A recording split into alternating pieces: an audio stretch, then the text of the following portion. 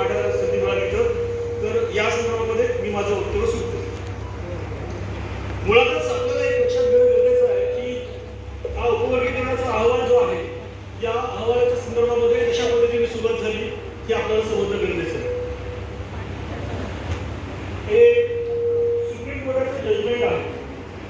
या सुप्रीम कोर्टाच्या जजमेंटमध्ये state of Punjab and others versus Devendra Singh and others या संदर्भामध्ये जी याचिका दाखल झालेली होती आणि या संदर्भामध्ये 1 ऑगस्ट 2024 त्यांनी निर्णय दिलेला आहे आणि या निर्णयाच्या अनुषंगाने त्यांनी काही निकष मांडून दिलेले आहेत. त्या निकषाच्या अनुषंगाने राज्याला उपवर्गीकरण करायचं असेल अनुसूचित जातीमध्ये तर ते करता येईल, परंतु त्याच्यासाठी ठोस आकडेवारी असणं गरजेचं आहे.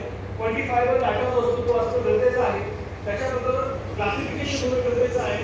सर्वेक्षण वगैरे ह्या ज्या काही पद्धती असतात त्या विश्वसनीय असल्या पाहिजेत.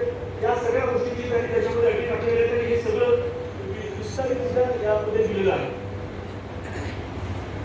त्याबरोबरच या सुप्रीम कोर्टाच्या ज्युरिडिक्शनमध्ये हे जे काही जजमेंट लागलेलं आहे 2024 या जजमेंटला चॅलेंज करण्यात आलेलं आहे आणि हे तुम्ही चॅलेंज केलं हे आपल्याला लक्षात येतं. सिव्हिल अपील नंबर 2317 ऑफ 2011 या संदर्भामध्ये state of Punjab and others petitioner आहेत Devendra Singh and others respondent आहेत आणि कास्टाईट फेडरेशनने या संदर्भामध्ये रिव्ह्यू पिटिशन दाखल केलेली आहे. आता या रिव्ह्यू पिटिशनचं काय झालं हा नंतरचा वादाचा मुद्दा आहे, परंतु त्यांनी खूप सुरेखरित्या काही महत्त्वाचे मुद्दे त्याच्यामध्ये अधोरेखित केलेले आहेत. आता बार्टीचा जो काही अनुसूचित जातीच्या संदर्भामध्ये जो अहवाल आहे हा सर्वप्रथम प्रकाशित झाला आणि तो नंतर कुठे गायब झाला हेही समजण्यासारखं नाही, परंतु तो पब्लिक डोमेनमध्ये आल्यामुळे त्याच्या काही कॉप्या अवेलेबल आहेत आणि त्या कॉप्यांमध्ये ही काही आकडेवारी याच्यामध्ये त्यांनी दिलेली आहे. मूळ मुद्दा असा येतो की मी महाराष्ट्र शासनाच्या अनुसूचित जाती अनुसूचित जमाती आयोगावरती सदस्य सचिव म्हणून काम केलेलं आहे आणि हे काम करत असताना वेगवेगळ्या पद्धतीच्या गोष्टींचं आम्ही आकलन केलेलं आहे. कंटिन्जन्सी प्लॅन कमिटीवरती मी काम केलेलं आहे. त्याबरोबर आंतरजातीय विवाह कायदा मसुदा समितीवरतीही मी काम केलेलं आहे आणि त्याबरोबरच अनुसूचित जाती जमाती अत्याचार प्रतिबंधक कायद्याच्या संदर्भामध्ये देखील काम केलेलं आहे. कोणतंही विधेयक जेव्हा आणलं जातं किंवा कोणत्याही पद्धतीच्या अशा पद्धतीचे अहवाल ज्यावेळेला येतात जे एन्फोर्सेबल असतात सोसायटीवरती त्यावेळेला त्याचे काही निकष ठरलेले असतात, काही सर्वेक्षण करावे लागतात, त्याच्यासाठी ठोस आकडेवारी असावी लागते, त्याच्यासाठी वेगवेगळे जे रिस्पॉन्डंट आहेत त्या रिस्पॉन्डंटचा इंटरव्ह्यू घेणं खूप गरजेचं असतं. मग महाराष्ट्रामध्ये ह्या ज्या काही अनुसूचित जाती आहेत 59 अनुसूचित जाती आहेत या 59 अनुसूचित जातीमधल्या किती जातीने या संदर्भामध्ये उपवर्गीकरण करावं या संदर्भात मागणी केली हा महत्त्वाचा मुद्दा आपल्याकडे येतो आणि मग हा येतो त्यावेळेला आपल्याला लक्षात येतं की एकाच जातीच्या मागणीनुसार या बाकीच्या 58 जातींना वेठीस धरण्यात येते अशा पद्धतीची भूमिका याच्यामध्ये दिसते. हा जो काही अहवाल आहे जो अहवाल प्रकाशित केला हा अत्यंत तोकडा आहे. मला तर या ठिकाणी निवेदन करायचं आदरणीय भंडारी साहेबांशी आमचं बोलणं होतं की हा ठोस आकडेवारीवरचा अहवाल नाही पहिला मुद्दा आणि ह्या अहवालामधली माहिती जी आहे ही शासनाची फसवणूक करणारी आहे, दिशाभूल करणारी आहे. त्या संदर्भात आदरणीय डिंगे साहेबांशी पण आमचं बोलणं झालेलं होतं. म्हणजे अनुसूचित जातीमध्ये जाती क्रमांक अनुक्रमांक 37 वरती महार येतात आणि त्याबरोबर आपले बौद्धही येतात, परंतु बौद्ध आणि महार यांची एकत्रितरित्या संख्या घेणं गरजेचं होतं. तर त्या संदर्भामध्ये अनेक प्रश्नचिन्ह याच्यामध्ये निर्माण झालेले आहेत. या संदर्भामध्ये जी काही समिती होती त्याच्यामध्ये मधुकर गायकवाड IAS माजी समाज कल्याण आयुक्त, केशव शिक्रापूरकर जे प्रशासकीय अधिकारी होते, बळीराम गायकवाड तेही एका विशिष्ट मातंग समाजातले आहेत, अंकुश गोतावळे जे समन्वयक आहेत सकल मातंग समाजाचे, मारुती वाडेकर समन्वयक आहेत सकल मातंग समाजाचे. म्हणजे मुद्दा असा येतो की अनुसूचित जातीच्या उन्नतीसाठी अबकड्यानुसार जेव्हा वर्गीकरण केलं जातं त्यावेळेला 58 जातीच्या प्रतिनिधींना त्या ठिकाणी घेतलं जात नाही या गोष्टीचा निषेध करणं गरजेचं आहे. हा सगळ्यात महत्त्वाचा मुद्दा आपल्याला लक्षात घेणं गरजेचं आहे. कारण काय झालं की त्यावेळेला ज्यावेळेला वारे हे त्या ठिकाणी महासंचालक म्हणून काम करत होते त्यावेळेला समाज कल्याण मंत्री कोणी होतं ते मुख्यमंत्र्यांच्या अंतर्गत खातं होतं, त्यामुळे त्यांना जे काही करायचं ते परस्परित्या त्या ठिकाणी करत होते अशी भूमिका या ठिकाणी आपल्याला दिसते. या अनुसूचित जातीच्या जातीय लोकसंख्येचा त्यांनी तुलनात्मक अहवाल दिलेला आहे आणि हा अहवाल देताना त्यांनी फक्त लोकसंख्या आणि टक्केवारी या सगळ्या गोष्टी त्याच्यामध्ये दिलेल्या आहेत. याच्या पलीकडे याच्यामध्ये कोणत्याही पद्धतीच्या ठोस शिफारसी केलेल्या मला तरी काही याच्यामध्ये आढळत नाही आणि त्यांनी काही इतर राज्यांमध्ये तामिळनाडू असो पंजाब असो इतर राज्यांची देखील आकडेवारी त्यांनी सांगितलेली आहे आणि एका ठिकाणी ते EV चिनैया विरुद्ध आंध्र प्रदेश आणि सर्वोच्च न्यायालयाने दिलेला जो 5 नोव्हेंबर 2004 रोजीचा निकाल आहे त्याचा ते उल्लेख करतात आणि त्यांना जे काही सोयीचं आहे तेवढं मात्र ते बोलतात। मी आदरणीय भंडारे साहेबांना याची प्रत दिलेली आहे। आता या प्रतीमध्ये सांगितलं की अनुसूचित जातीमध्ये उपवर्गीकरण करता येणार नाही अशा पद्धतीचा स्पष्ट निकाल त्यांनी या जजमेंटमध्ये दिलेला आहे। हेही लक्षात घेणं गरजेचं आहे, कारण त्यांनी सांगितलं की अनुसूचित जाती हे होमोजिनियस आहेत, हे एकसंघ आहेत। मग ह्या एकसंघ असलेल्या जातीमध्ये जेव्हा तुम्ही उपवर्गीकरण करण्याचा प्रयत्न करतात त्यावेळेला तुम्ही संविधानाच्या चौकटीच्या बाहेर जातात। अशा पद्धतीचं जे जजमेंट हे या ठिकाणी त्यांनी दिलेलं आहे, हा महत्त्वाचा मुद्दा मी या ठिकाणी मांडू इच्छितो। आणि हा जो काही अनुसूचित जातीच्या संदर्भात अबकडचा अहवाल दिलेला आहे याचं सविस्तर विश्लेषण दुपारे नावाच्या व्यक्तीने पुण्यामध्ये केलेलं आहे आणि याच्या त्या त्रुटी दिलेल्या आहेत। शासकीय कर्मचाऱ्यांनी जर चुकीचा अहवाल सादर केला असेल आणि जर त्याच्यामध्ये त्रुटी असतील, विसंगती असेल तर त्यांच्या विरुद्ध जवळजवळ 4 भारतीय दंड विधान संहिता ज्याला आपण BNS असं म्हणतो त्याच्यामध्ये सेक्शन्स आपण पोलीस स्टेशनला रजिस्टर करणं गरजेचं आहे। BNS मध्ये ही प्रोव्हिजन आहे आणि त्या प्रोव्हिजनच्या अनुषंगाने, कारण जोपर्यंत हा अहवाल सादर करणारे लोक चुकीचा अहवाल सादर करतात आणि त्यांच्यावर जोपर्यंत कारवाई होत नाही तोपर्यंत त्यांना बळ मिळत राहील। त्यामुळे मला असं वाटतं की या संदर्भामध्ये देखील भूमिका घेणं IBSच्या वतीने आणि संघटनांच्या वतीने खूप महत्त्वाचं असं मला या ठिकाणी वाटतं। मी ज्या महत्त्वाच्या मुद्द्याच्या अनुषंगाने या ठिकाणी बोलणार आहे तो म्हणजे आता हा जो काही गदारोळ चाललेला आहे तो काय चाललेला आहे हे समजून घेणं गरजेचं आहे की 10 एप्रिल 2026ला मंत्रिमंडळाच्या 1 एप्रिल 2026च्या बैठकीत न्यायमूर्ती अनंत बदर यांच्या अध्यक्षतेखाली 1 सदस्यीय समितीने शिफारसी शासनाला सादर केलेल्या अहवालाच्या अनुषंगाने मुख्य सचिवांच्या नेतृत्वाखाली अध्यक्षतेखाली एक समिती गठीत झालेली आहे। मुख्य सचिव महाराष्ट्र राज्य त्याचे अध्यक्ष आहेत, प्रधान सचिव सामाजिक न्याय व विशेष सहाय्य विभाग त्याचे सदस्य आहेत, प्रधान सचिव विधी व न्याय विभाग हे त्याचे सदस्य आहेत। याचा अर्थ असा होतो की या अहवालाची जी काही प्रत आहे, अनंत बदर अहवालाची प्रत जी आहे ही प्रत ही या 3 व्यक्तींकडे आहे। एक म्हणजे मुख्य सचिवांकडे आहे, दुसरी प्रधान सचिव सामाजिक न्याय यांच्याकडे आहे, तिसरी प्रधान सचिव विधी व न्याय विभाग यांच्याकडे आहे। त्यांच्याकडे जर ह्या प्रती नसतील तर या शासनाच्या आदेशाला कोणत्याही पद्धतीचा अर्थ राहणार नाही, हे महत्त्वाचं आहे। जर यांच्याकडे प्रती आहेत तर ह्या प्रती सर्वसामान्यांपर्यंत का खुल्या केल्या जात नाहीत हा महत्त्वाचा मुद्दा आहे। आणि दुसरा महत्त्वाचा मुद्दा आहे, महाराष्ट्रामध्ये 32 आमदार हे अनुसूचित जातीचे आहेत। या 32 आमदारामध्ये 7 महार किंवा बौद्ध समाजाचे असं गृहीत जर धरलं आपण तर बाकीचे जे आहेत ते इतर प्रवर्गातले आहेत। त्यांचा दबाव या शासनावरती पडलेला आहे काय हा महत्त्वाचा मुद्दा लक्षात घेणं गरजेचं आहे, कारण हे राजकीय प्रेशर असल्याशिवाय अहवाल अशा पद्धतीने दाबला जाईल असं मला काही वाटत नाही। तर या सगळ्या गोष्टींचा जेव्हा आपण विचार करतो तेव्हा आपल्याला काही कायदेशीर स्तरावरती काही आक्षेप घेता येतात, हेही महत्त्वाचा मुद्दा आहे। मुळातच ज्यावेळेला या जजमेंटच्या संदर्भात आपण पाहतो त्यावेळेला आपल्याला एक लक्षात घेणं गरजेचं आहे की आपले अनुसूचित जाती में उपवर्गीकरण के संदर्भ में जस्टिस त्रिवेदी जो है त्यांच्या संदर्भामध्ये त्यांचं स्वतःचं मत दिलेलं आहे। तो उन्होंने क्या कहा कि सुप्रीम कोर्ट के 7 न्यायाधीशों के संवैधानिक पीठ में अपना असहमति वाला अलग फैसला देते हुए जस्टिस त्रिवेदी ने कहा कि अनुसूचित जाति में उपवर्गीकरण को संविधान के प्रावधान के विरुद्ध बताया है। आता संविधान के प्रावधान के विरुद्ध बताया म्हणजे काय तर भारतीय संविधानामध्ये अनुसूचित जाती आणि अनुसूचित जमाती यांची जी शेड्यूल लिस्ट आहे ही कोणत्या सेक्शन 335 प्रमाणे कशा पद्धतीने दिलेली आहे आणि त्याच्यामध्ये बदल करता येत नाही। आणि भारताचे जे राष्ट्रपती असतात त्यांना फक्त या संदर्भामध्ये अधिकार आहे, कोणाला याच्यात ऍड करायचं कोणाला ऍड करायचं नाही। म्हणजे याचा अर्थ असा होतो की राज्याला उपवर्गीकरण करण्याचा अधिकार नाही। मी टेक्निकल मुद्द्यांकडे पण येणार आहे की ते 16(4)च्या अनुषंगाने म्हणतात की याच्यामध्ये राज्याला अधिकार आहे। राज्याला दिलेला अधिकार हा इतर मागासवर्गीयांच्या संदर्भामध्ये किंवा विशेष जे काही सामाजिक दृष्टिकोनातून मागासलेले आहेत त्यांच्या संदर्भामध्ये आहे। त्यांना 335 प्रमाणे अधिकार अनुसूचित जातीच्या संदर्भात घेण्याचा नाही, हा मुद्दा लक्षात घेणं गरजेचं आहे। आणि तोच मुद्दा भारताच्या सर्वोच्च न्यायालयाच्या जस्टिस बेला त्रिवेदी जे आहेत त्यांनी सांगितलेलं आहे की अनुच्छेद 341 के तहत जिसमें अनुसूचित जातियों का विवरण होता है राज्यों द्वारा हस्तक्षेप करने की इजाजत नहीं दिया जाता है।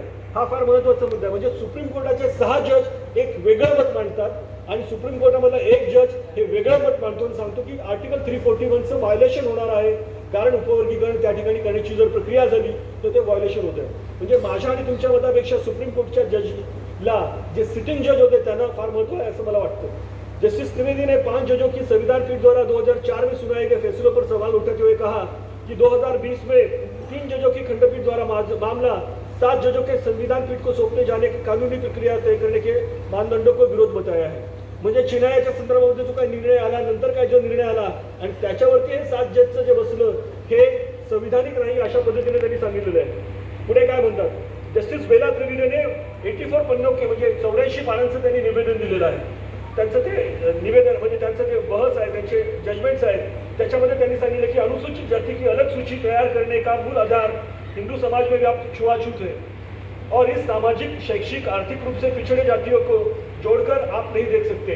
म्हणजे मंडळ आयोगाच्या माध्यमातून ओबीसीना जे रिझर्वेशन मिळाले 340च्या माध्यमातून, त्याची आणि याची तुलना होऊ शकत नाही, कारण हे घटनात्मक आरक्षण आहे.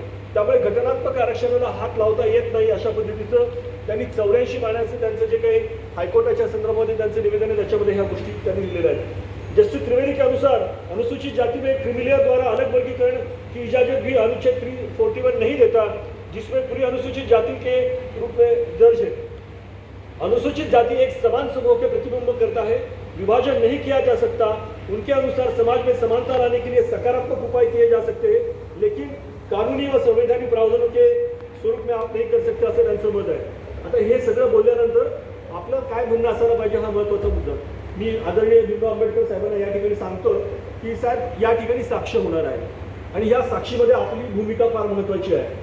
कारण आपल्या भूमिकेला संपूर्ण महाराष्ट्र पाहतो, संपूर्ण भारत पाहतो आणि आपली भूमिका ही समाजाला दिशा देणारी असणार आहे. आणि त्या दृष्टिकोनातून केवळ लोकांचे हजारो अर्ज तिथे जाऊन चालणार नाही. त्या अर्जांवरती काय सुनावणी होते आणि त्या सुनावणीसाठी कुणाला बोलवलं जातं हा महत्त्वाचा मुद्दा आहे. सिलेक्टिव्ह लोकांना बोलवलं जर गेलं तर ते चुकीचं होईल. आता सध्या जी निवेदनं चाललेली आहेत त्या निवेदनामध्ये अनंत बदल समितीचा अहवाल तत्काळ रद्द करा अशा पद्धतीच्या मागण्या आहेत. परंतु त्याबरोबर एक मागणी आपल्याला अशी ॲड करावी लागेल की सुनावणीसाठी आम्हाला उपस्थित राहण्यासाठी संधी देण्यात येईल. कारण महाराष्ट्र पब्लिक युनिव्हर्सिटी ॲक्ट 2016 ज्या वेळेला अमेंड करायचा होता त्यावेळेला 21 MLAने मला संधी दिली आणि त्यांच्या मी रिझर्वेशन त्या ॲक्टमध्ये कसे इन्कॉर्पोरेट करायचं यासाठी त्या ठिकाणी गेलो होतो. म्हणजे तुम्हाला त्या ठिकाणी बोलवतील का नाही बोलवतील हाही महत्त्वाचा मुद्दा आहे. तुम्ही अर्ज देत चला, पण तुम्हाला जर बोलवलं नाही तर त्या अर्जाला काहीही किंमत राहणार नाही. जसं UGCचा अहवाल आला, UGCने त्या संदर्भामध्ये जे नोटिफिकेशन काढलं होतं आणि त्या संदर्भात कोणतीही भूमिका घेतली नाही, तसं या ठिकाणी होऊ नये त्या दृष्टिकोनातून आपण शासनाला सांगितलं पाहिजे. आता काही कायदेशीर जे आक्षेप आहेत त्या आक्षेपांच्या अनुषंगाने मी बोलतो. मुळातच हा जो काही अनंत बदल समितीचा अहवाल आहे या संदर्भामध्ये काही संविधानिक स्वरूपाचे मुद्दे जे जस्टिस बेला त्रिवेदींनी सुप्रीम कोर्टाच्या या 1 ऑगस्ट 2024च्या जजमेंटमध्ये दिले ते काय आहेत आणि त्या अनुषंगाने कायदेशीर आक्षेप काय, हे आक्षेप आपल्याला द्यावे लागतील. नुसतंच निवेदन देऊन चालणार नाही की बाबा हा जो काय आयोग आहे हा एकसदस्यीय आहे, 58 जातीचं रिप्रेझेंटेशन नाही, हा आयोग बरखास्त करा असं देऊन चालणार नाही. तुम्हाला त्यांच्याशी आर्ग्युमेंट करताना तुम्हाला ह्या सगळ्या गोष्टी मांडाव्या लागतील ज्यांची चर्चा या चर्चासत्राच्या माध्यमातून आज होत आहे. बाबासाहेब आंबेडकरांनी 1919ला जानेवारीमध्ये जी साऊथ बोरो फ्रँचाईज कमिशन पुढे साक्ष दिली होती ती लेखी स्वरूपाची साक्ष होती, नंतर सप्लिमेंटरी लेखी स्वरूपाची साक्ष होती आणि ओरल साक्ष होती. आणि बाबासाहेबांचं जे काही लिखाण त्यावेळेला प्रकाशित झालं त्यावेळेला बाबासाहेब आंबेडकर म्हणतात की मला सिटिझनशिप पाहिजे, नागरिकत्व पाहिजे आणि त्यांनी वेगवेगळ्या पद्धतीचे 9 अधिकार प्राप्त झाल्यानंतर नागरिकत्व प्राप्त होतं असं बाबासाहेबांनी सांगितलं. आणि त्याच्यानंतर त्यांनी रिप्रेझेंटेशनची गोष्ट सेपरेट इलेक्टोरची मागणी केली आणि मग आरक्षणाचा खरा प्रवाह सुरू झाला.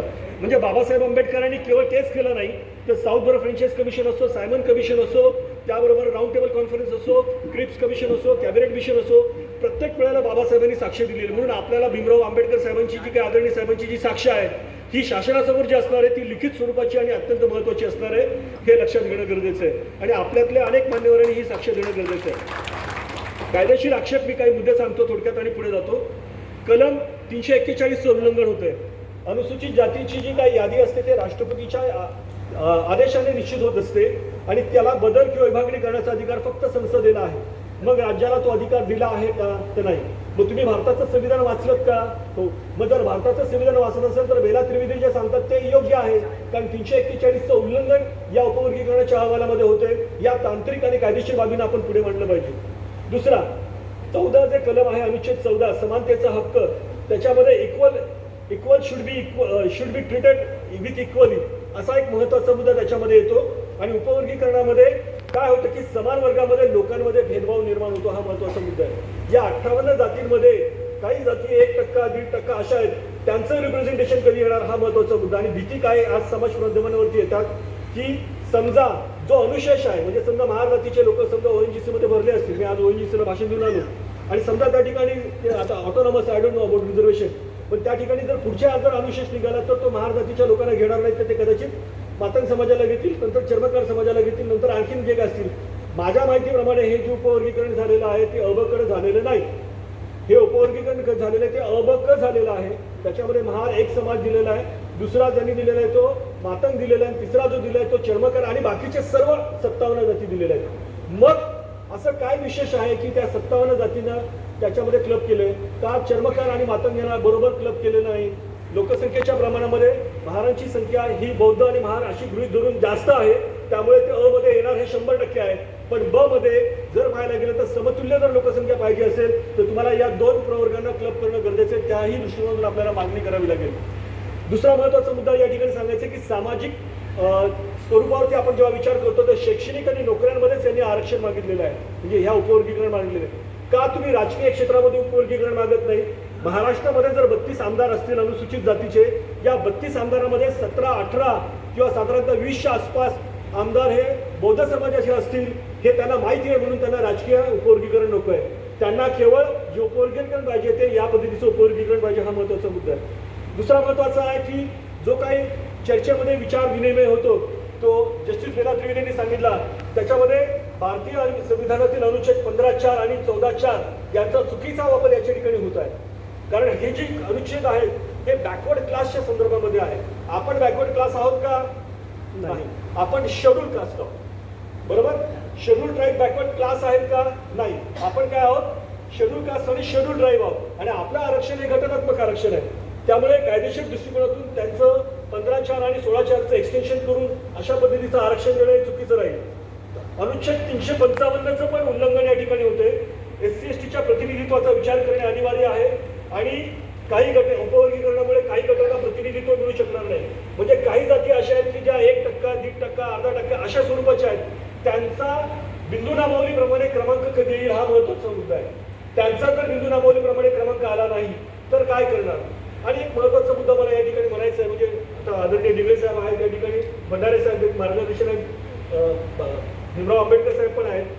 इंटरचेंजेबिलिटीच्या मुद्द्यावरती या अबकडच्या अहवालामध्ये कुठेही बोलत नाही, हा महत्त्वाचा मुद्दा आहे. म्हणजे हे नॉमॅडिक ट्राईबमध्ये हे बघा, हे जे बनवलेलं ना हे दिशाभूल करणार आहे, यांच्यावरती पोलीस केस दाखल करायला पाहिजे. याचं सविस्तर निवेदन आपण बनवू, आणि भारतीय बौद्ध महासभा आणि यांच्या वतीने भंडारे साहेबांनी जर ते पाठवलं तर ते तुमच्यापर्यंत पोहोचेलच. जर इंटरचेंजेबिलिटीच्या बद्दल तुम्ही का बोलत नाही? जर महार उपस्थित नसेल तर मग चर्मकार नसेल तर या पद्धतीने इंटरचेंजेबिलिटी जी नॉमॅडिक ट्राईबमध्ये होते, त्या नॉमॅडिक चाईल्डमध्ये ABC जे काय आहे त्याच्यामध्ये हा नाही तर तो नाही तर तो, अशा विद्यापीठामध्ये आमच्याकडे अनेक केसेस झालेले आहेत आणि इंटरचेंजेबिलिटी होते. या इंटरचेंजेबिलिटी याबद्दल देखील कोणत्याही पद्धतीने या अहवालामध्ये बोललेलं नाही. म्हणजे काय झालं की त्यांनी स्टॅग्नेट करून टाकलेलं, त्यांनी स्थिरीकरण करून टाकलेलं आहे. हा जर क्लास घातला तर कुठेतरी वातावरण शिथिल होण्याचा प्रयत्न होईल, परंतु हा महत्त्वाचा मुद्दा आहे. आता याच्यामध्ये जो आहे उपवर्गीकरणाद्वारे अप्रत्यक्ष बदल केला जात आहे, आणि हा जो आहे तो tolerable exercise of power by the state या मुद्द्याच्या अनुषंगाने घटनात्मक दृष्टिकोनातून चुकीचा ठरेल. ठोस आकडेवारीचा अभाव आहे. मी या ठिकाणी सांगू इच्छितो की आमचे आदरणीय भंडारे साहेब, सुनील लिंगोरे साहेब, वानखेडे साहेब, आम्ही साक्षीदार आहोत. आम्ही भर पावसामध्ये सभा घेतली होती रिझर्वेशन इन प्रमोशनच्या संदर्भामध्ये, आणि 5 ते 10 हजार लोक त्यावेळेला होतं. आदरणीय भीमराव आंबेडकर साहेबांनी या सभेचं नेतृत्व केलं होतं, आणि अजूनही हा प्रश्न अनुत्तरितच आहे. म्हणजे त्यांचं 76 तासामध्ये EWS ला रिझर्वेशन दिलं जातं, आणि आपल्याला मात्र या ठिकाणी रिझर्वेशन दिलं जात नाही. म्हणजे हा काय मुद्दा आहे? म्हणजे आज बोलता बोलता मला या ठिकाणी साहेब बोलले, वानखेडे साहेब बोलले की जर मी आज उपसचिव झालो असतो, जर हे रिझर्वेशन इन प्रमोशन लागू झालं असतं, म्हणजे आमच्या माणसाचं नुकसान होतं. त्यावेळेला आमचे जे तिथे बसलेले असतात ते मात्र निर्णय देत नाहीत, आणि भलत्याच गोष्टी संदर्भात निर्णय देऊन भलतेच निर्णय प्रक्रियेमध्ये पुढे जातात.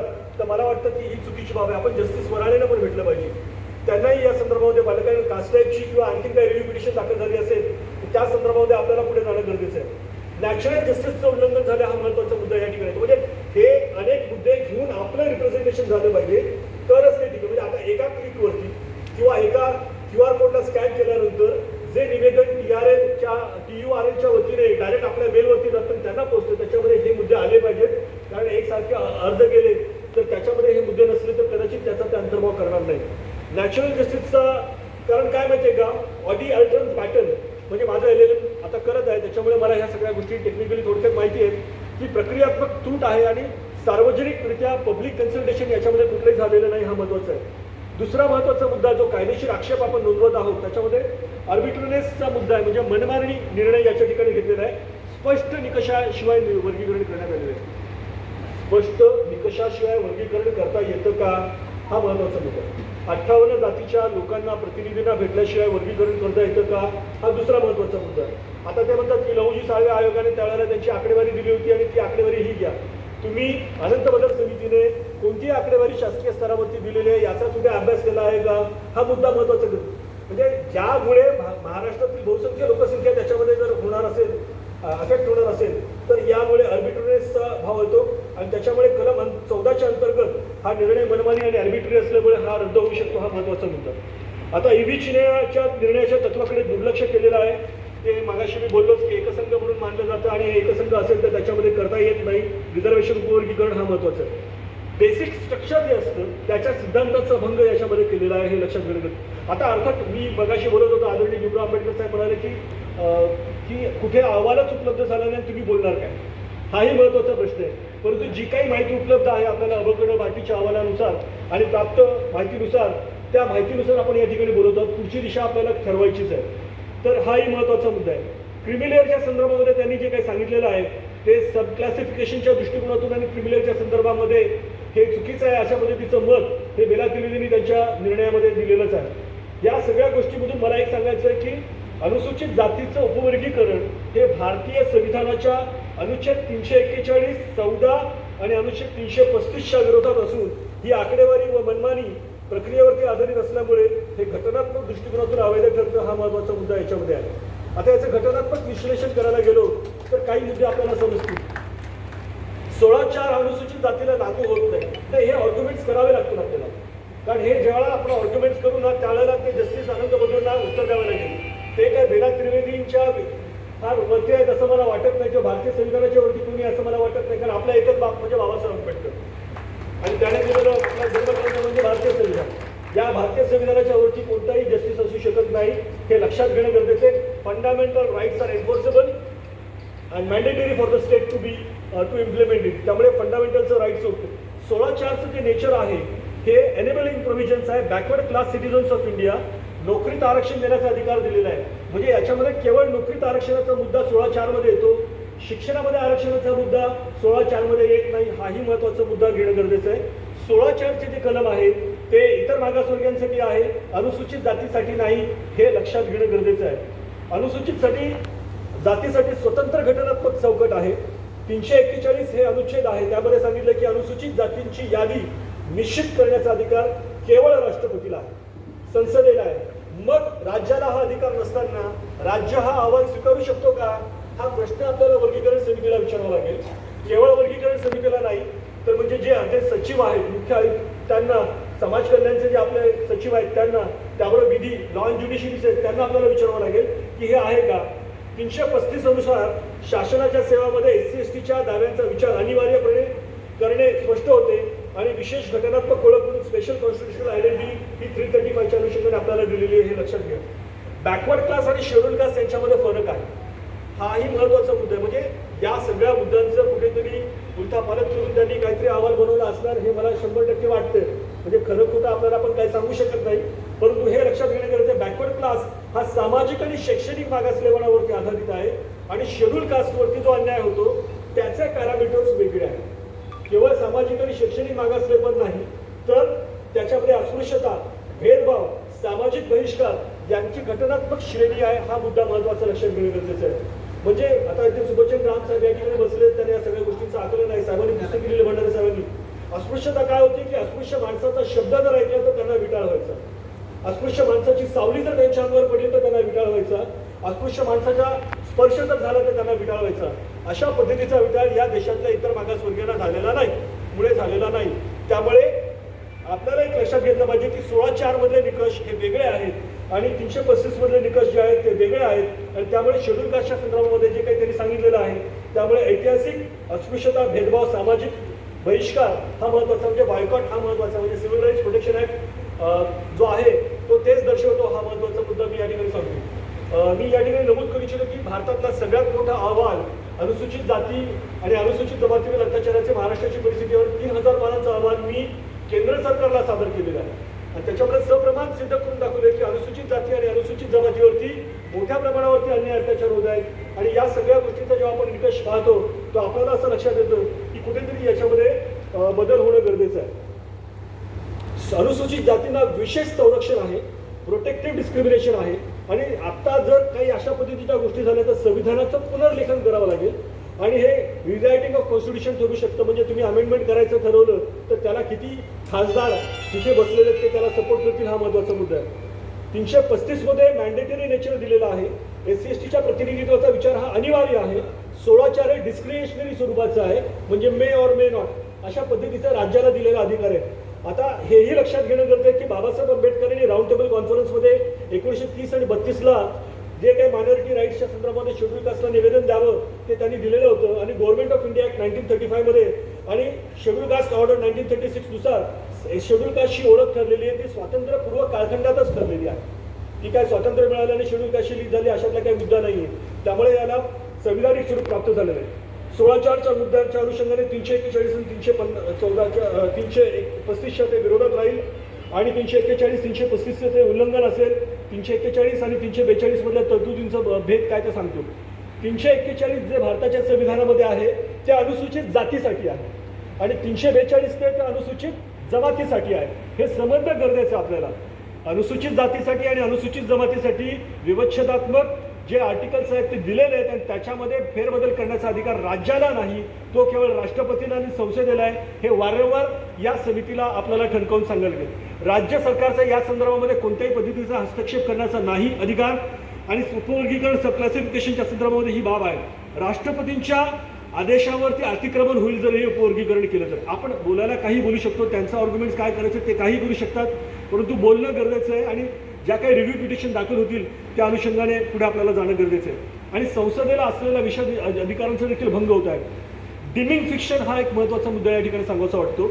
341 आणि 342 मध्ये काय सांगितलं म्हणजे 341 is for schedule caste, 342 is for schedule tribe. अनुसूचित जाती अनुसूचित जमाती shall be deem to be schedule caste and schedule tribes असं म्हटलेलं आहे आणि त्याच्यामध्ये सांगितलं की फायनल अँड कन्क्लुझिव्ह अंतिम एकसंघ यादी जी आहे ही यात सांगितलेलं आहे.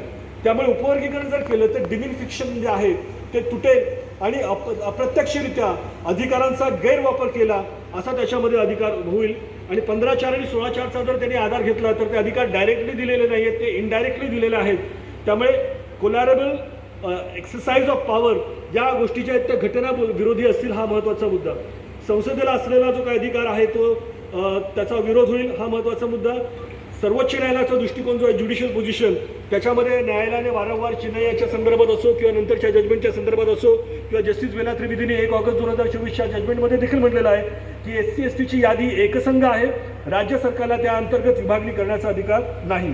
त्यामुळे या संदर्भामध्ये राज्य सरकारला ठणकावून सांगणारं निवेदन आपलं गेलं पाहिजे. हे लिगल पॉईंट्स जे आहेत हे आपल्या निवेदनामध्ये गेलं तर ह्या गोष्टी होतील. EV चिन्मयाचा जो काही 2005च्या सर्वोच्च न्यायालयाचे निरीक्षण आहेत त्याच्यामध्ये SCची जी यादी आहे ती एकसंघ आहे, होमोजिनियस असं त्यांनी सांगितलेलं आहे आणि त्यामुळे या अंतर्गत सब क्लासिफिकेशन करणं हे घटनाविरोधी असं माननीय सर्वोच्च न्यायालयाचं मत आहे.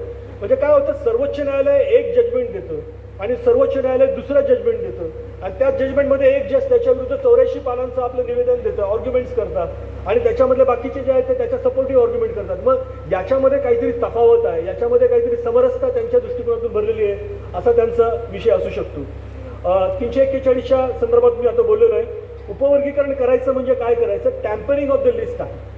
म्हणजे ही 341 आणि 342 प्रमाणे जी SC आणि ST साठी जी लिस्ट दिलेली आहे याला टॅम्पर करण्याचा अधिकार राज्य सरकारला नाही हे सांगणं गरजेचं आहे.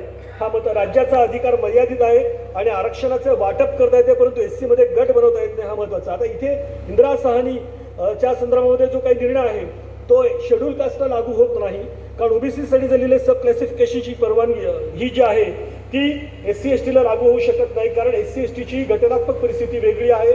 16/4, 15/4 आणि 331, 335 मी मगाशी त्याचा उल्लेख करून सांगितला, पुन्हा व्यवस्थित या संदर्भात बोलत नाही. आर्टिकल 14चं उल्लंघन होतं आणि बाबासाहेबांचा मूळ उद्देश काय होता संविधानामध्ये, म्हणजे माझी 47 पुस्तकं झालं, PhDच्या गोल्ड मेडल पण मिळाले.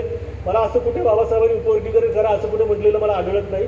7,500च्या वरती प्रश्न तिकडे चर्चेला टेबल आले कॉन्स्टिट्यूंट असेंब्ली डिबेट्स व्हॉल्यूममध्येच आहेत आणि त्या ठिकाणी 4,500 प्रश्नांना बाबासाहेब आंबेडकरांनी उत्तर दिलं, हेही महत्त्वाचं आहे. आणि त्यामुळे हे 395 आर्टिकल्स आणि 9 अनुसूची आल्या, हेही महत्त्वाचं आहे. या संपूर्ण डिबेट्समध्ये जे राज्यसभा सेक्रेटरीने पब्लिश केलेलं आहे ते 6,000 पानाहून जास्त आहे. त्याच्यामध्ये बाबासाहेब आंबेडकर कुठेही सब क्लासिफिकेशन बद्दल बोलत नाही. मग बाबासाहेब आंबेडकर बोलत नाही तर मग वारेला बोलायचा अधिकार काय? हा साधा प्रश्न. म्हणजे एका जातीच्या प्रतिनिधित्व करणाऱ्या व्यक्तीला बोलायचा अधिकार काय, हा दुसरा प्रश्न या ठिकाणी येतो. त्यामुळे संविधान दुरुस्तीचा अधिकार कोणाकडे आहे हे लक्षात घेणं गरजेचं आहे. घटना दुरुस्तीचा अधिकार हा केवळ संसदेला आहे. आता याच्यामध्ये तुम्हाला अमेंडमेंट करायची असेल, उपवर्गीकरण करायचं असेल तर तो अधिकार कोणाला आहे? मग महाराष्ट्र सरकारला आहे का? तर नाही, महाराष्ट्र सरकारला बिलकुल अधिकार नाही. तो अधिकार कोणाला आहे? तर आर्टिकल 368 म्हणजे जे अमेंडमेंट्स होतात कॉन्स्टिट्यूशनमध्ये त्या अमेंडमेंट होण्यासाठी तुम्हाला एक आर्टिकल दिलेलं आहे 368. त्याप्रमाणे तुम्ही अमेंडमेंट करण्याचा प्रयत्न केला तर बघू.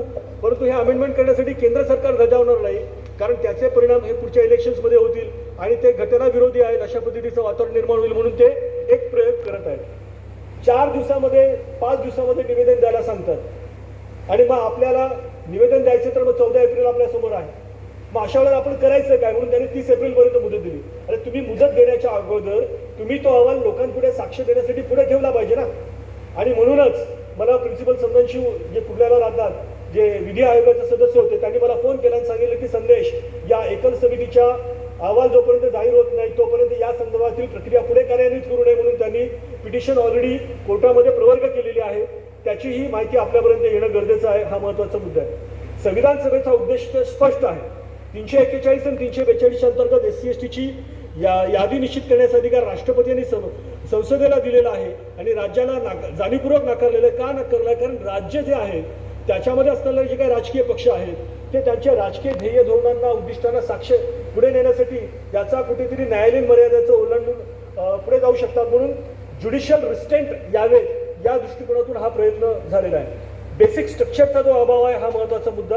अप्रत्यक्ष घटना दुरुस्ती होईल आणि उपवर्गीकरणाच्या संदर्भामध्ये स्पष्ट निष्कर्ष त्याच्यात दिलेले नाही आणि या पातळीवरती 335चं मॅन्डेटरी स्वरूप हे लक्षात घेणं गरजेचं आहे. या सगळ्या पार्श्वभूमीवरती जेव्हा आपण पाहतो तेव्हा उपवर्गीकरण करण्याची जी प्रक्रिया आहे ती घटनात्मक दर्जा कमी करण्याची प्रक्रिया आहे. स्वतंत्र ओळख 341 नुसार SCला दिली आहे. अनिवार्य संरक्षण SCला 335 नुसार दिलेले आहे. म्हणजे अनुसूचित जातीचे लिस्ट करण्याचा अधिकार राष्ट्रपतीला संसदेला आहे आणि ते शेड्यूल कास्टची लिस्ट फायनल करण्याचा अधिकार यांना असल्यामुळे ते आपलं घटनात्मक दर्जा स्पष्ट आहे. म्हणजे राज्याला अधिकार नाही. दुसरा मुद्दा, आणि त्याला अनिवार्य संरक्षण जे दिलेलं आहे ते 335 नुसार दिलेलं आहे. मग जस्टिस अनंत बदल समितीने 341 आणि 335 या भारतीय संविधानामधल्या अनुच्छेदांना बगल देण्याच्यासाठी काही समर्थनार्थ काही गोष्टी, काही जजमेंट्स त्याच्यात टाकल्यात का याचाही आपल्याला अभ्यास. आपल्याला तिथे निवेदन द्यावं लागेल, साक्ष द्यावी लागेल आणि नुसतं 5 मिनिटात 2 मिनिटामध्ये तिकडे आंदोलन झालं असं नाही.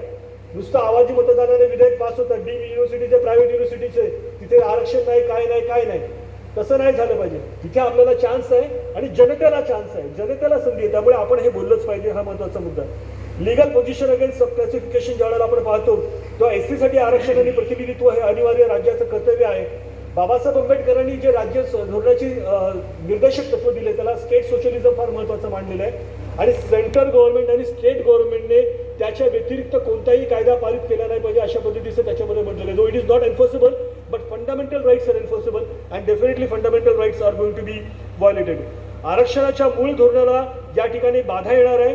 गटामधील वाटप इतकाच त्याचा मर्यादित स्वरूपाचा अर्थ होईल आणि बिंदू नामावलीमुळे एकाचा बिंदू म्हणजे मातंग समाजाचा बिंदू होईल, मग चर्मकार समाजाचा बिंदू होईल, मग ककयांचा येईल, मग ढोरांचा येईल, मग आणखीन कोणाचा येईल, मग लिंगडो समाजाचा येईल, मग महारांचा येईल. हे जे काही चाललेलं आहे त्याच्यामध्ये तुमचा नंबर कुठे लागणार हा महत्त्वाचा मुद्दा आहे. म्हणजे आता मेडिकलला जागा निघाल्या, MBBSला जागा निघाल्या तर आपले पोरं तिथे कॉम्पीट करू शकतात.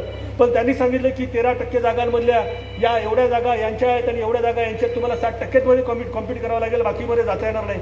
मग या महाराष्ट्रामध्ये जो काही RTIमध्ये माहिती मिळेल त्याच्यामध्ये ब्राह्मण वर्गातले लोक सर्वाधिक प्रमाणामध्ये आहे. मग त्याच्यामध्ये तुम्ही अशा पद्धतीची लिमिट का नाही देत? त्याच्यामध्ये तुम्ही सब क्लासिफिकेशन का करत नाही? हा महत्त्वाचा मुद्दा. म्हणजे ज्यांचं प्रतिनिधित्व जास्त आहे, तुमच्याकडे क्वांटिफायबल डाटा आहे की किती IAS अधिकारी हे अनुसूचित जातीचे, किती हे या संदर्भामधले ब्राह्मणांचे आहेत, तर तुम्ही त्यांच्यामध्ये त्यांना लिमिट का नाही लावत? म्हणजे त्यांच्यासाठी एक वेगळा नाही आणि आपल्यासाठी एक वेगळा नाही. हे जे चाललेलं आहे त्या आरक्षणाच्या मूळ उद्देशाला फाटा देणार आहे. राजकीय विभाजन करण्याचा दृष्टिकोन आहे आणि हस्तक्षेप वाढवण्याचा प्रयत्न आहे. आता राजकीय विभाजनाच्या संदर्भात मी काल एका पॉलिटिकल लिडर्सला भेटलो आणि त्यांनी मला सांगितलं की एका विशिष्ट 3.5% संस्कृतीला महार आणि बौद्ध समाज विरोध करतो, त्याच्यामुळे एक गठ्ठा इतर समाजाच्या 4% लोकांचं आम्हाला मतं एकत्रितरित्या कायमस्वरूपी मिळावी, त्यासाठी हे विभाजनाची जी प्रक्रिया आहे ही प्रक्रिया त्यांनी कार्यान्वित केलेलं. अशा पद्धतीचं माझं इंटरप्रिटेशन नाही, प्राध्यापक असल्यामुळे मला इंटरप्रिटेशन करण्याचा अधिकार नाही, पण हे इंटरप्रिटेशन लोकांनी दिलेलं आहे की त्या जातीला प्रभावित करायचं आणि प्रभावित केल्यानंतर मतदान त्यांच्या स्वरूपामध्ये त्यांना द्यायचं, हा महत्त्वाचा मुद्दा. आयडेंटिटी क्रायसिस यामध्ये निर्माण होतील आणि SC म्हणून लोक बघणार नाही, तो उपवर्गीकरण बघतील. You are A, you are B, you are C, that's all, आणि यू आर D, तर ते होण्याची शक्यता आहे. सामाजिक दृष्टिकोनातून घातक आहे, आंबेडकरवादी तत्त्वज्ञानाच्या विरोधामध्ये आहे आणि अनुसूचित जातीमधील उपवर्गीकरण हे सामाजिक ऐक्याला तडा देऊन अंतर्गत संघर्ष वाढवणारे आहे, सामाजिक न्यायाच्या मूळ उद्देशाला दूर नेणारे आहे. 1992चा इंदिरा साहनीचा जो निर्णय होता तो क्रिमिलेअर ही संकल्पना त्यांच्यासाठी लागू करण्यात आलेली होती, OBCसाठी, ती SC STसाठी नव्हती. आता ज्या गोष्टी तुमच्या तुम्हाला पिटिशनमध्ये मांडलेल्याच नाही त्या गोष्टीबद्दल आपल्या न्यायाधीशांनी बोलायचा संबंधच येत नाही, आणि जर ते बोलले ते घटनात्मक दृष्टिकोनातून अवैध ठरतं. कारण जी पिटिशन टाकलेली आहे, जी प्रे केलेली आहे, प्रेवरती बोला ना, प्रे सोडून तुमचं ऑब्झर्वेशन SC STला क्रिमिनल लावा हे असू शकत नाही. हाही महत्त्वाचा मुद्दा आपल्याला लक्षात घेणं गरजेचं आहे. त्यामुळे हा 1992च्या इंदिरा साहनीच्या संदर्भामध्ये असलेला निर्णय हा आपल्याला नाही, तो अदर बॅकवर्ड क्लासच्या संदर्भामध्ये हे संबंध गरजेचं आहे. क्रिमिनल जे आहे ते अप्रत्यक्ष उपवर्गीकरणाची प्रक्रिया आहे, हे लक्षात घेणं गरजेचं आहे. आणि त्याच्यामुळे SC STमध्ये क्रिमिलेअर लागू केल्यास क्रिमिलेअरमध्ये प्रगत होईल आणि मग नॉन क्रिमिलेअरमध्ये मागास होईल. म्हणजे आता बघा त्यांची पुढची प्रक्रिया काय, उपवर्गीकरण करणार, उपवर्गीकरण केल्यानंतर काय करणार, महार वेगळे ठेवणार, मातंग वेगळे ठेवणार, चर्मकार आणि इतर 57 जाती वेगळे ठेवणार आणि ते ठेवल्यानंतर त्यांना क्रिमिलेअर लावणार. मग कुठे जाणार तुम्ही आंदोलन करायला, हा प्रश्न आहे ना. क्रिमिलेअर लावणार म्हणजे तुमचे सरकारी कर्मचारी समजा वानखडे साहेब आहेत किंवा आणखीन कोणी आहेत, ते सरकारी नोकर आहेत, त्यांचं उत्पन्न या XYZ लिमिटच्या वरती आहे, तुम्हाला फेलोशिप नाही, तुम्हाला स्कॉलरशिप नाही आणि तुम्हाला आरक्षणच नाही. म्हणजे मी प्राध्यापक आहे, विभाग प्रमुख म्हणून काम केलेलं आहे, मुंबई विद्यापीठाचा चेअरमनी होतो बोर्ड ऑफ स्टडीजचा. मी तुम्हाला या ठिकाणी सांगतो की जे OBCला आणि NTला आम्ही ॲडमिशन देतो त्यावेळेला त्यांचं नॉन क्रिमिनल सर्टिफिकेट मागतो, मग तुम्हाला ते नॉन क्रिमिनल सर्टिफिकेट पण द्यावं लागेल. हा पुढचा धोका आहे, या धोक्याला देखील समजणं गरजेचं आहे. आणि या दृष्टिकोनातून मला वाटतं की 341 342चा भंग होतो, SCच्या विशेष घटनात्मक गोष्टींचा भंग होतो आणि न्यायालयाचे जे स्पष्ट निकष आहेत की फायदा काही मोजक्या गटांपुरता मर्यादित आहे का नाही हे सांगितलं पाहिजे. ठोस डाटा नाही, एव्हिडन्स नाही, वर्गीकरण तर्कसंगत असायला पाहिजे, तशा पद्धतीचं नाही. SCच्या यादीमध्ये बदल करता येणार नाही, वेगळे गट करता येणार नाही आणि रिअल इक्वॅलिटी असण्यासाठी आपल्याला ज्युडिशियल रिव्ह्यू करण्याचा प्रयत्न करणं गरजेचं आहे. आणि दुसरा महत्त्वाचा मुद्दा या ठिकाणी सांगतो, म्हणजे आता बराच वेळ झालेला आहे, प्राध्यापक असल्यामुळे 1 तासाशिवाय कमी बोलायचं नाही अशी एक प्रक्रिया असते, परंतु मी एकच प्रेझेंटेशन या ठिकाणी मांडतो. दुसरं जे आहे ते लॅपटॉपमध्ये, सरांना मी सांगितलं फक्त मी एवढंच बोलतो, ते जे आहे ते मी या 2 जजमेंटच्या आधारे मांडलेलं आहे.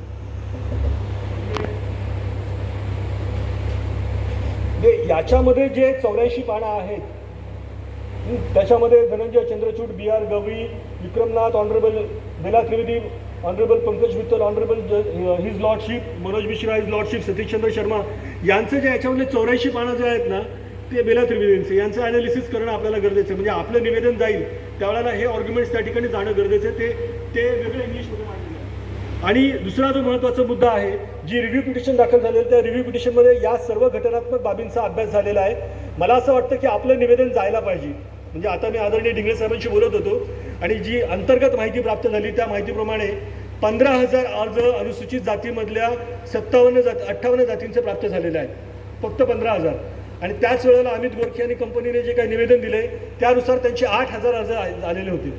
म्हणजे आपले 15,000 आणि त्यांचे 8,000, आणि त्यांनी जर प्रक्रिया कार्यान्वित केली तर त्यांची प्रक्रिया जास्त होण्याची शक्यता आहे. म्हणून आपल्याला भारतीय बौद्ध महासभेच्या प्रत्येक कार्यकर्त्याकडे, समता सैनिक दलाच्या प्रत्येक कार्यकर्त्याकडे आणि इथे उपस्थित असलेल्या सगळ्यांकडे जर मोबाईल असेल तर त्यांनी प्रत्येक मोबाईलमधून ते क्लिक करणं गरजेचं आहे आणि तुमच्या ईमेलवरती जाऊन त्यांना रिप्रेझेंटेशन देणं गरजेचं आहे. हा महत्त्वाचा मुद्दा लक्षात घेणं गरजेचं आहे. मी एक शेवटचा मुद्दा सांगून थांबतो. मी मंत्रालयीन अधिकाऱ्यांशी या संदर्भात बोललो, आता SC ST कमिशनला होतो म्हणून मला काही गोष्टी समजतात. त्यांनी सांगितलं की मराठा आंदोलन ज्या वेळेला झालं आणि 16/4च्या अनुषंगाने त्यांनी ज्यावेळेला रिझर्वेशन मागितलं त्यावेळेला OBC लोक गप्प बसलेले नव्हते. OBC लोक गप्प बसलेले नव्हते. OBC लोकांनी त्यावेळेला त्यांचे जे निवेदन आहे ईमेलच्या माध्यमातून आणि वेगळ्या माध्यमातून जे पाठवले ते 6 लाख निवेदन होते. किती होते? 6 लाख. आणि आपले किती आहेत? 15,000. म्हणजे आपण कुठे आहोत आणि ते कुठे आहोत? त्यांना आरक्षण कुणामुळे मिळालं? आपल्या बापामुळे मिळालं, 340 मुळे मिळालं. आणि ज्यांना त्यांचं राज्याने दिलेलं आरक्षण आहे, परंतु आपलं आरक्षण कुणामुळे मिळालं? बाबासाहेबांमुळे मिळालं. आपलं घटनात्मक आहे. मग घटनात्मक आरक्षण असताना, एवढा मोठा चर्चेचा विषय असताना आपण जागे का होत नाही? हा प्रश्न केवळ नोकऱ्यांपुरता मर्यादित नाही, हा प्रश्न शिक्षणाचा पण प्रश्न आहे. हा जर राजकीय प्रश्न असता तर त्यावेळेला त्यांनी आपले 20 आमदार झाले असते, परंतु त्यांनी ती फार चालबाजी केलेली आहे. मग का हा ABCDचा अहवाल देणारा सुनील वारे नावाचा व्यक्ती का बोलत नाही की राजकीय आरक्षण दिले गेले पाहिजे? राजकीय प्रतिनिधित्वामध्ये अशा पद्धतीची आकडेवारी आहे. लहुजी साळवे आयोगाच्या संदर्भात ज्यावेळेला तुम्ही बोलतात की तुम्ही आकडेवारी दिलेली, ती त्रोटक आहे. परंतु हंडोरे साहेबांना भेटलो होतो, ते म्हणाले माझ्याच कालखंडात झाला होता, पण त्याला आम्ही स्वीकारलं नाही, तो भाग वेगळा आहे. परंतु मग राजकीय प्रतिनिधित्वामध्ये 1960 नंतर महाराष्ट्र स्वतंत्र झाल्यानंतर किती महाराष्ट्राचे आमदार आणि खासदार हे महारांचे बौद्धांचे झाले आणि किती मातंगांचे झाले आणि समारांचे झाले, याचं सर्वेक्षण होणं गरजेचं आहे. या संदर्भामध्ये आपल्याला भूमिका मांडावी लागेल आणि ही मागणी पुढे करावी लागेल. जर तुम्ही उपवर्गीकरण करत असाल तर मग राजकीय उपवर्गीकरण करा, कारण राजकीय उपवर्गीकरण केलं तर आम्हाला तिथे प्रतिनिधित्व मिळेल. 29,000 कोटी रुपये शेड्यूल कास्ट कंपोनंट प्लॅनच्या माध्यमातून जे होते ते वळवले गेलेले आहेत. कशासाठी वळवले गेले आहेत? तर जलसिंचनाच्या संदर्भामध्ये केलेले आहेत. मी अभ्यास केलेला आहे आणि सांगतो या ठिकाणी की केंद्र सरकारचे हजारो करोड रुपये जे शेड्यूल कास्ट कंपोनंट प्लॅनच्या माध्यमातून, राम साहेब या ठिकाणी आहेत, शेड्यूल कास्ट कंपोनंट प्लॅनच्या माध्यमातून दिलेले आहे. हत्तींचं संरक्षण करणं, वाघांचं संरक्षण करणं, रस्ते बांधणं यासारख्या गोष्टींवरती केलेले जातात. म्हणजे टार्गेटेड स्कीम्स आणि नॉन टार्गेटेड स्कीम्स ह्या 2 प्रकार असतात. आणि ह्या नॉन टार्गेटेड स्कीम्स असल्यामुळे आपल्या प्रतिनिधींना तेवढं काही समजत नाही, त्यांचा आवाज नाही. हे जर बौद्ध प्रतिनिधींचं जर प्रमाण वाढलं तर कदाचित ते त्याच्या संदर्भात बोलू शकतील, कारण आवाज जो आहे तो यांचाच आहे, जे बाबासाहेबांच्या तत्वाला मानतात. जे बाबासाहेबांनी सांगितलं की जागृतीचा अग्नी तेवत ठेवा, ज्वलंत ठेवा, तो कधी विझू देऊ नका, ते तत्व आपल्यामध्ये असल्यामुळे हा महत्त्वाचा मुद्दा. आणि पुन्हा एकदा मी या ठिकाणी आदरणीय भीमराव आंबेडकर साहेबांना अशी विनंती करतो की आपण व्यक्तिशः महाराष्ट्राच्या मुख्यमंत्र्यांना भेटावं. त्याबरोबर ह्या ज्या समितीचे सदस्य आहेत यांना या संदर्भात सुनावणी होण्याच्या अगोदरच आपण निवेदन व्यक्तिशः द्यावं. व्यक्तिशः यासाठी कारण तुमची त्या ठिकाणी जी असणारी साक्ष ती फार महत्त्वाची असणार आहे. आणि ह्या घटनात्मक चौकटीमधली असलेली साक्ष असल्यामुळे त्या गोष्टींचा उहापोह जोपर्यंत होत नाही, त्याचं सॅटिस्फॅक्शन होत नाही, तोपर्यंत हा अहवाल लागू करता येणार नाही. अर्थात हा अहवाल लागू होणार नाही, कारण काही लोकांनी म्हटलं की ते कोर्टामध्ये गेलेले आहेत आणि याला चॅलेंज केलेले आहेत आणि it is not viable Wien it is not publish before the people.